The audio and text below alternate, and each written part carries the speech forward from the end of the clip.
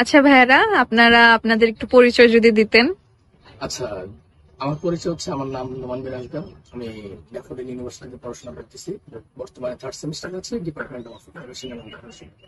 আচ্ছা, আমার নাম হচ্ছে আব্দুর রহমান রাকিব। আমি পড়াশোনা করছি ড্যাফোডিল ইন্টারন্যাশনাল ইউনিভার্সিটিতে, বিবিএ ডিপার্টমেন্টে। আচ্ছা ভাইয়ারা, আমাদের বাংলাদেশে কিন্তু বর্তমানে যে অনেক স্টুডেন্টসরা আছে যারা অ্যাব্রোডে পড়ার জন্য যেতে চায়, বাট সেটার মধ্যে যারা হচ্ছে মাস্টার্স করবে, যে পাবলিক ইউনিভার্সিটি থেকে কিন্তু প্রাইভেট ইউনিভার্সিটির স্টুডেন্টসরা কিন্তু বাইরে মাস্টার্স করতে যায় বেশি। কেন হচ্ছে এটা? আচ্ছা ভাইয়া, না, আমার মানে আপনার কোশ্চেনটা এটা ছিল যে কেন প্রাইভেট ইউনিভার্সিটিতে থেকে যারা অনার্স করে তারা মাস্টার্স এর জন্য কেন অ্যাব্রোডটাকে বেশি পছন্দ করে বা কেন।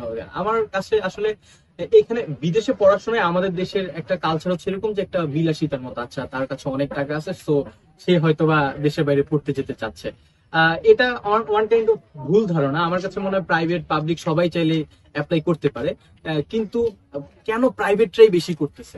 আমার কাছে এটা যেন মনে হচ্ছে যে আমাদের দেশে একটা নোংরা রাজনীতির প্রভাব আছে। আমার কাছে এটা মনে হচ্ছে, আমি জানি না, সবার না হইতে পারে। বাংলাদেশের ক্ষেত্রে যেটা হয় যে পাবলিক ইউনিভার্সিটিতে আসার পরেই সবাই বিভিন্ন ক্ষেত্রে জড়িয়ে যায়, কারণ ওইখানে একটা প্রেশার কম থাকে, একাডেমিক প্রেশার কম থাকে, তারা চাইলে অনেক ধরনের অ্যাক্টিভিটির সাথে জড়িত হতে পারে। এই জায়গাগুলোর কারণে তারা একটা সময় পড়াশোনার বিমুখ হয়ে যায়, তারা আসলে পড়াশোনা মুখী আর থাকে না ম্যাক্সিমাম ক্ষেত্রে। আমার কাছে যেটা মনে হয় এই কারণে তাদের অনার্সের পরে মাস্টার্স করতে হবে দেশের বাইরে গিয়ে, বা 2 বছরের জন্যই যাবে এরকম টেন্ডেন্সি থাকে না। আবার আরেকটা জায়গা থেকে এরকম যে অনেকে ভাবে দেশের বাইরে যাব মানে হচ্ছে ওইখানে সেটেল হবে, তো মাস্টার্স এর পরে গেলে সম্ভাবনা একটু কম থাকে, অনার্সের সময় গেলে হয়তো একটু সম্ভাবনা বেশি থাকে। এই সম্ভাবনার জায়গাটা থেকেও আমার কাছে মনে হয় অনেক পাবলিক পড়া স্টুডেন্টরা যেতে চায় না। তাহলে প্রাইভেটে তারা কেন যেতে চাচ্ছে? ম্যাক্সিমাম ক্ষেত্রে প্রাইভেটে যারা পড়ে তারা তাদের ফ্যামিলি ফাইন্যান্সিয়াল ভাবে অনেক স্টেবল থাকে, এটা একটা বেনিফিট তাদের জন্য। আরেকটা হচ্ছে তাদের অনেক রিসোর্স থাকে। আদার্স ইউনিভার্সিটির, আমি যতটুকু জানি বাংলাদেশের ম্যাক্সিমাম প্রাইভেট ইউনিভার্সিটি বিদেশে উচ্চশিক্ষার জন্য অনেকভাবে হেল্প করে থাকে স্টুডেন্টদেরকে। আমার কাছে মনে হয় এটাও একটা কারণ হতে পারে। আপনার কাছে কি মনে হয়? আমি কোনো পয়েন্ট মিস করছি কিনা? না না, অবশ্যই আপনি এটা ভ্যালিড পয়েন্ট রেজ করছেন। সো আমার ওপিনিয়নটা কিছুটা এর থেকে ভিন্ন, বাট আপনার ওপিনিয়নটা true in some sense. But আমার ওপিনিয়নটা হচ্ছে, পাবলিক ইউনিভার্সিটিতে যেসব স্টুডেন্ট গুলো পড়ে বর্তমানে আমাদের দেশে, তাদের মধ্যে হচ্ছে ফার্স্ট অফ অল একটা ফাইন্যান্সিয়াল রিজন থাকে, যে পাবলিক ইউনিভার্সিটি তারা ফার্স্ট অফ অল অনেক মেধাবী, তারা ফাইন্যান্সিয়াল ওই যে ব্যাকআপটা পাচ্ছে, তাদের এত বেশি খরচ করতে হচ্ছে না। বাট আমাদের মতো যারা একটা টপ রেটেড মানে প্রাইভেট ইউনিভার্সিটিতে পড়ছে, তাদের মিনিমাম যদি একটা বাজেট ধরতে হয়, তাদেরকে 6 লাখের মতো 5 লাখ খরচ করতেই হয় জাস্ট টিউশন ফির উপরে। সো আমি যদি আমার কথা বলি, আমি যদি গ্রাজুয়েশন করে বের হই, তাহলে আমার 8 থেকে 9 লাখ টাকা খরচ যাচ্ছে। তখন আমি চিন্তা করবো বর্তমানে বাংলাদেশের জব মার্কেট কেমন। জব মার্কেটে আমি 15,000 বা 20,000 টাকার একটা চাকরিও পাবো কিনা ওইটার কোনো গ্যারান্টি নেই। আর যদি পাইও, ওই টাকাটা আমি কয়দিনে রিকভার করবো, বাট ওইটা কি সাস্টেনেবল না, এটা অর্থিক একদমই আমার কাছে অর্থিক মনে হয় না। সো প্রাইভেটে যারা পড়ে, ফর এক্সাম্পল যে এনএসসি পড়ে, তাদের সর্বনিম্ন খরচ হচ্ছে একটা কোর্স, মানে একটা ডিপার্টমেন্টে তার হচ্ছে 9 লাখ থেকে 10 লাখ, বা সর্বনিম্ন যদি আপনি খুঁজে বের করতে পারেন আর কি। তো তারা যখন চিন্তা করবে আমার আদার অনেক অনেক খরচ করবে বা সবকিছু মিলে, আমার জন্য এটা একদমই অর্থিক না। হ্যাঁ, আপনার কথাটা ঠিক যে তারা ফ্যাসিলিটি পাচ্ছে, তারা অ্যাব্রোডে যাওয়ার জন্য বিভিন্ন রিসোর্সেস পাচ্ছে, অবভিয়াসলি এটা ট্রু। বাট ফাইন্যান্সিয়াল রিজনটা এটা অনেক বড় একটা ফ্যাক্টর মানে প্লে করে এই জিনিসটা দিক থেকে।